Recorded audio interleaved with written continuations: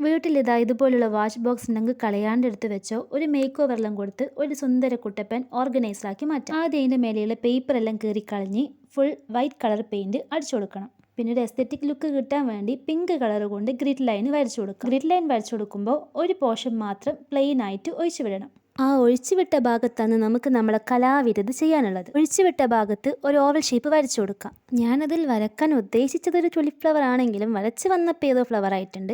എന്നാലും കാണാൻ വലിയ തിരക്കുകളൊന്നും ഇല്ലാണ്ട് കിട്ടിയിട്ടുണ്ട്. നമ്മുടെ ചാനലിലെ വീഡിയോസിന് നല്ല വ്യൂവേഴ്സ് ഉണ്ടെങ്കിലും സബ്സ്ക്രൈബേഴ്സ് കുറവാണ്. വീഡിയോസ് കാണുന്ന പലരും ചാനൽ സബ്സ്ക്രൈബ് ചെയ്യാതെയാണ് കാണുന്നത്. ഇഷ്ടപ്പെട്ടാൽ സബ്സ്ക്രൈബ് ചെയ്ത് കൂടി സപ്പോർട്ട് ആക്കണേ. അത് കഴിഞ്ഞ് കയ്യിലുള്ള ബീഡ് സ്റ്റിക്കർ യൂസ് ചെയ്ത് ചുറ്റും ഒട്ടിച്ചു കൊടുക്കാം.